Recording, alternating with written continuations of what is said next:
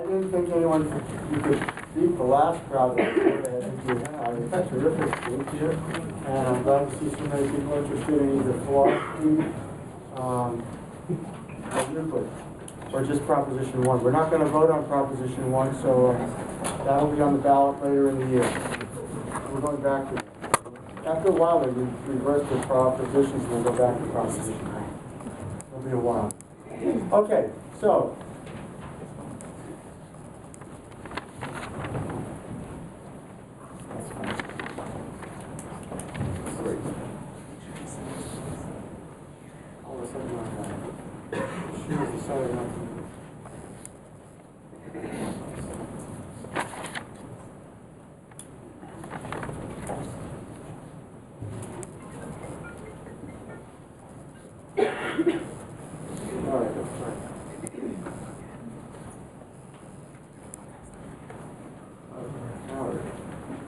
Sorry about that. Here we go.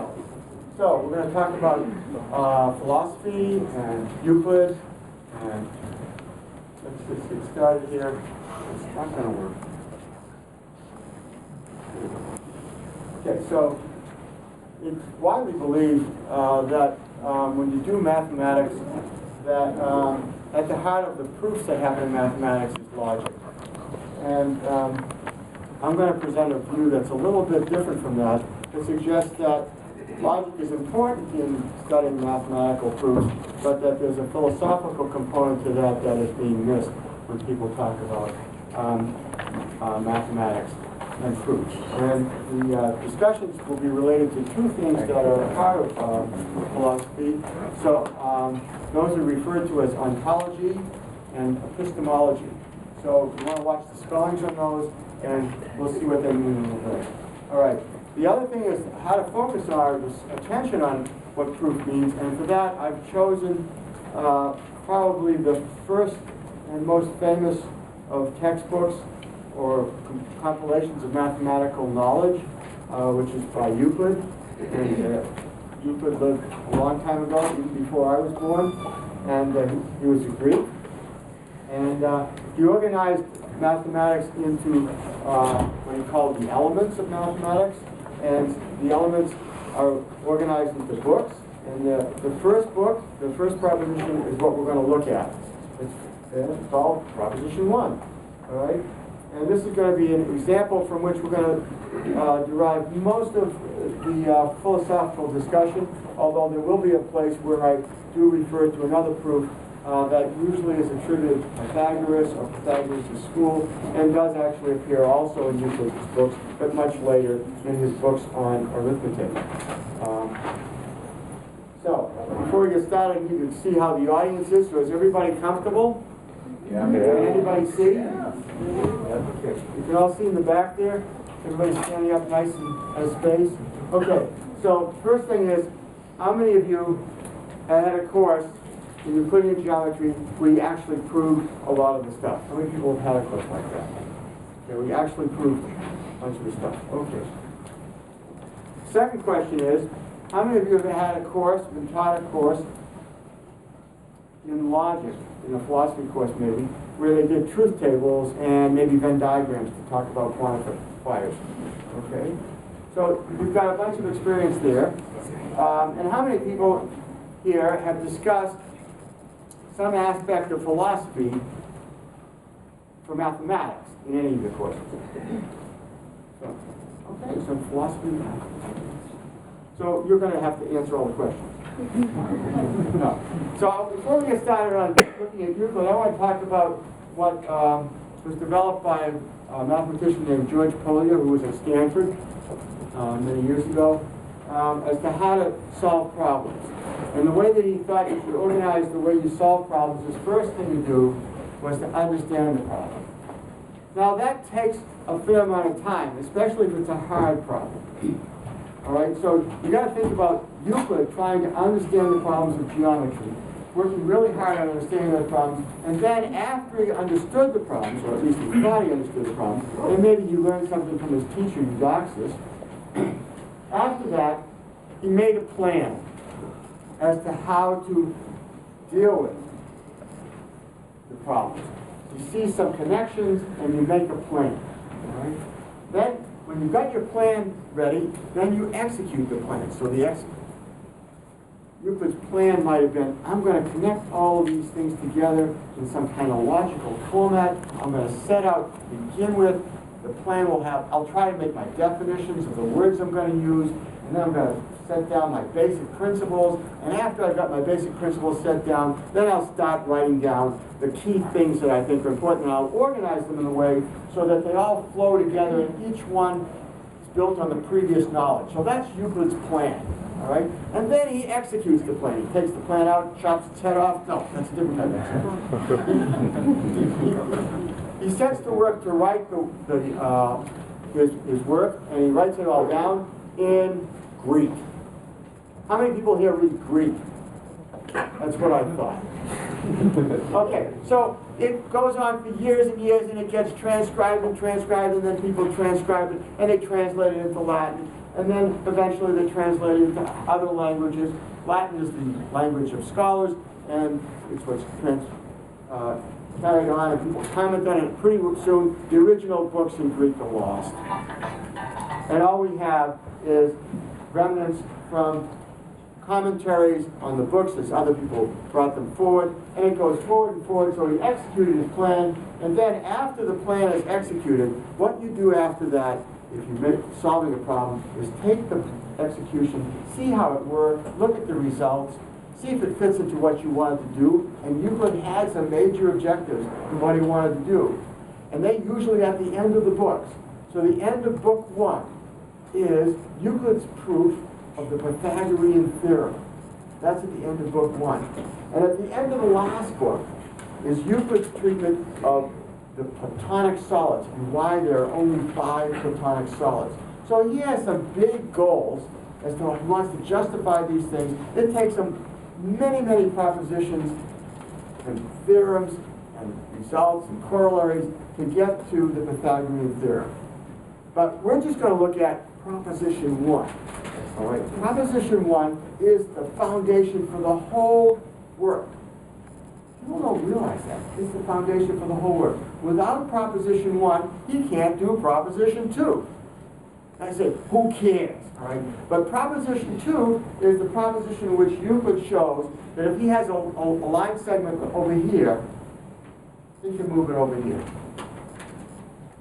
He justifies the ability to move a line segment from here to there, which is at the heart of everything else that happens. He's always thinking about, oh, put your line segment here, put your line. He's always doing that for the rest of all the books. Well, maybe not all the number theory, but a lot of that as well. Everything has to be able to move things from one place to the next. So at the heart of all of Euclid's geometry and all of his mathematics is the ability to move one line segment to the next. That's proposition 2. And proposition 2 is based on proposition 1. So it's a really fundamental question as to how you prove proposition 1. And what we're going to do is see where in proposition 1 is there some philosophy that nobody thinks about too much when they read the proof of proposition 1. So that's where we're going. Now, I want to say a word about proof and logic a little bit, because a lot of people spend a lot of time in logic and proof, and they have these two things that happen in logic that they wonder about why they're there. One is this thing called material implication. The people who study logic study material implication. And what material implication says is, if you have a conditional statement like, if John is good, then John will get a piece of pie. Okay? So, what happens if John is not good? Well, it doesn't matter. The statement is true. All right? So, if the hypothesis, John is good, if that's not satisfied, then the whole statement is counted as true in logic. All right? That's called material implication. The implication is the hypothesis is false. You don't have to worry about the rest of the statement. It's true. The statement is considered, the whole statement is considered true. Now that's one thing. The other thing is called vacuous quantification. So I say, all the green people in this room are wearing loafers. The green people. Are there any green people in this room? No. So that statement is true. Because the all that I referred to, the collection of people that I'm talking about, all those green people in this room, is empty. It's a vacuous set. It's empty. Vacuous means empty. Like vacuums, vacuums. So, vacuous quantification statements. If the statement is about every member and the collection of members is empty, then the statement is true. It's true. So, those two principles that are used in the way we deal with logic are important in mathematics. But the reason they're important in mathematics is because in mathematics, we're only concerned with the situations that are relevant to our context. So if he's not a good boy, if John's not a good boy, we don't care about John. We only care about the good Johns in the room. And if the set is empty, we don't care about that set. We only care about sets that have things in them. Mathematics is interested in substantive questions about things that really have meaning, all right? Significant meaning. So the logic that happens in those statements have to be addressing real mathematical concepts. That's what math. So the logic there, the material implication, and the vacuous quantification situations, those are not of interest to mathematicians. They're there. Mathematicians will play them all the time, but really, because we don't really care about them. We really care about what's important, what's material, what's not empty. We want to talk about what's really there. Okay. So, philosophical questions. So, in philosophy, there's a question about, for example, what's the nature of the objects that you're talking about? The nature of the objects. Right? So, it might be mathematical objects. So, what is the nature of their being? All right? Like, if you're in religion, it would be, what is the nature of the being that we describe as God? All right? So, what is the nature of God? That's an ontological question. Does God exist or not? Those are questions about the being that we're trying to discuss. So, in mathematics, the questions of ontology might be, well, what do we mean when we talk about a number? What is the nature of a number? Well, what is the nature of a point, or a line segment, or a line, or a circle? What is the nature of those objects? Those are ontological questions in philosophy. Right? That's how they're characterized. Or you could say, what's the nature of the structures involved? So when we look at Euclid built this tremendous structure of statements that are related to each other. So what is the nature of that structure as a whole? What kind of thing is that? All right? That's also an ontological question. It's the nature of the structure that Euclid puts together, which is different from what's the nature of the knowledge we have about those structures, about those objects. What do we know? What do we suppose? What do we believe? Belief is different from knowledge. So we have to distinguish what do we mean by knowledge and how do we come to know certain things. How do we know something is true? What do we mean by truth? All right? Those are referred to generally as epistemological questions. All right. I've got a definition here. I'm going to skip this. This is a definition I've taken from Wikipedia, one of the not-so-favorite sources for philosophers. But you can look it up yourself. I think we'll go with what I just said earlier. This is ontology from Wikipedia. You can read it while I'm talking. You might also look in the Stanford online dictionary of philosophy for some perhaps more philosophically reviewed statement about the meaning of ontology. Wikipedia is actually pretty good for mathematics because there's a group of mathematicians who regularly look at what's up there in mathematics and they try to make it correct.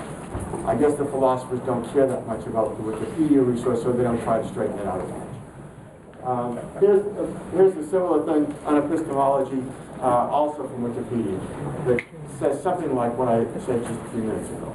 And if there's a philosopher in the room who wants to say, well, that's not exactly what I mean by epistemology, and that's not exactly what I mean by ontology, fine. We can have a philosophical debate about that later. All right. But there is one thing that in the past, say, 50 years or so, maybe a little bit longer than that, past 50 years sounds like a good timing for me, that philosophers have been really much more engaged in, rather than describing whether this is ontologically correct or not, is a thing that philosopher Willard Quine, who was at Harvard, has brought into prominence, which is the question about, if you're making these statements, what kind of commitments do these statements have to a certain type of ontology, to a certain kind of nature of the beings for the things that we're talking about, for those objects. And so people talk about, in philosophy, the ontological commitment of certain presentations, of certain statements. And what we're going to be looking at is, in some sense, what are the ontological commitments that are behind what Euclid is talking about? What kinds of things does he have to believe in to go on with his project? What does he understand? Step one, what does he understand before he makes his plan, before he comes to execute his plan? What is his understanding of that as the foundation of his belief system and his system for ontology that underlies his geometry and his work? In mathematics, is there an ontological commitment to such things as points? Do you have to make sense out of points, and what do you mean by points? And Euclid is pretty upfront about trying to define points, but if you look at those definitions, you can see that they're a little bit open to interpretation. Now, at his time, there were a couple of different ways to commit to ontology. And we'll talk about that. In arithmetic, we have a similar question about what do we mean when we talk about numbers. We keep talking about numbers. What kind of beings are numbers? All right? And the nature of numbers changes over time as well. And finally, when you talk about modern mathematics, most of the people who take the course of mathematics now see something about sets. Well, what is the nature of the being to say this is a set? What do you have to be a set? Okay? Now, historically, back in Euclid's time, a little bit before him, there were a couple of great philosophers who were talking about the nature of being and something about the nature of the whole enterprise of knowledge and the world as whole. And those two guys were Plato. People heard of Plato? Okay. That's not Play-Doh, that's Plato. And Aristotle. And they had two different ways that they thought about the world. Plato thought that when we deal with the world, we deal with shadows and tables that are physical, but there's something that we can talk about, a quantity like a table or a platform, and that quantity, that object that is manifest in this physical world actually has some existence without the physical world. We can talk about tables without actually having a table in front of us, and that would have some meaning. So Plato is committed to these things called tables or chairs or good and evil, and his commitment is to these things without them having to have a physical entity to represent them. So they have some kind of reality that's not the same as physical reality. People talk about a Platonic reality. And one of the big problems about that Platonic reality is that the things that live in that reality are kind of abstract. In fact, it's very hard to get any direct knowledge of any of those things that exist in Plato's reality. So that's a problem with the epistemology of Plato. The ontology is these things exist, we just believe they exist. You've got to have some foundation for these things that we talk about, so they must exist, and it's kind of almost religious. And at the same time, we have no way to physically interact, to get physical experience with these abstract entities. So the epistemology, how we come to know things about this reality of Plato, very difficult. On the other hand, Aristotle, another philosopher, has a whole different world view. And Aristotle's view is most of the things that we encounter are physical.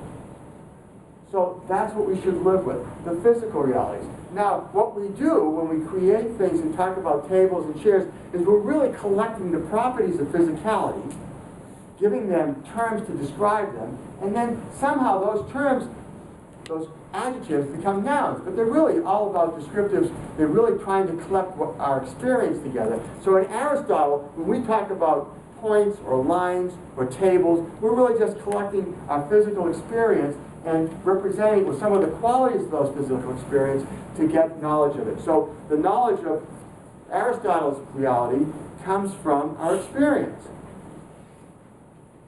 All right? It comes from our experience. But the nature of that object is it's just a collection of qualities. And so it doesn't have any firm reality except for the qualities that we tend to identify. So the nature of those objects is a little bit less clear, but the knowledge of it comes from our physical experience. Anyhow, that's some of the early ontological commitments. Now we're going to talk about Proposition 1. Proposition 1, Book 1, is rather simple.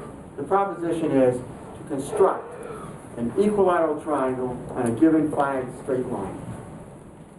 That's it. That's all you have to do. Now, there's another proposition that we're going to talk about a little later maybe, and that's going to be one that isn't Euclid, usually attributed to Pythagoras, and that says that the square root of the number 3, usually people talk about the square root of 2, but we're going to be interested in the square root of number 3. It's basically the same idea. The square root of number 3 is not a rational number. Okay, so there's some questions there like what's a number, what's a rational number, what's a square root, what's the number 3, all right? I hope those terms, at least, are familiar to most of you, all right? The square root of 4, everyone knows. What's the square root of 4? 2. Oh, you got it, okay. Square root of 4 is 2, so square root of 3, it's a little higher. Okay, anyone know roughly what the square root of 3 is as a decimal? Approximation for the square root of 3, you can't get it exactly? Okay, so this is a good piece of knowledge to have, all right? So, here's a hard question. Does anyone know the year in which George Washington was born? 1432.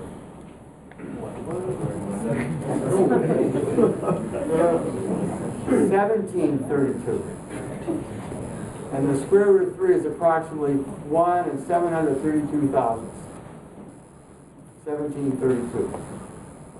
So that's the way I remember it.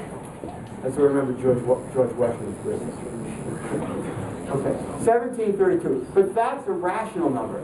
It's 1 in 732 thousandths. It's a fraction. All right. The square root of 3 is not a decimal fraction that, even if you continue indefinitely, it never repeats. So if it's a decimal fraction, it's a non-repeating, infinite extended decimal fraction. All kinds of questions about what infinite means here, but we don't have to worry about that because we can understand the square root in a different way from experience, and we'll see that later in the discussion. Okay? So that's a separate proposition. We're going to talk about that later. It will come into play when we're talking about why what Euclid did has. Okay, so here's Proposition Book 1. There's a figure for it. And I'm going to try and get a little more dynamic presentation of that in a second.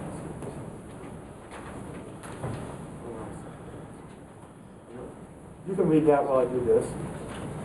So,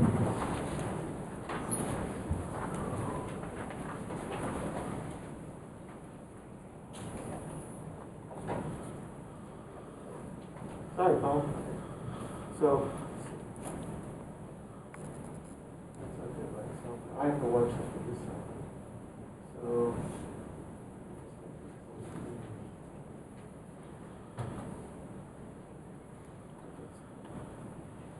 well, let's go like this. Let's talk about it. All right, so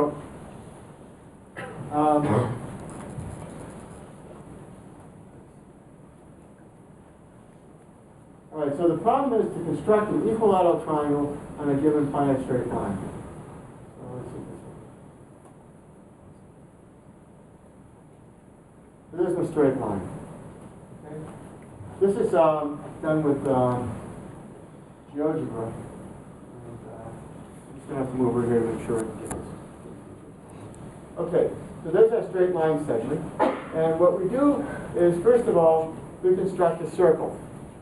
All right, so that's one of Euclid's basic statements is, given any 2 points, you can construct a circle. One point will be the center, and the other point will be a point on the circle. The circle is described as all those points that are that distance, that's congruent distance to AB from the center.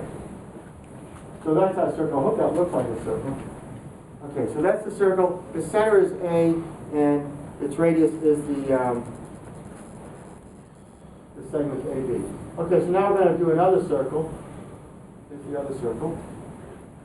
So this circle is centered at B and radius AB again. They have the same radius.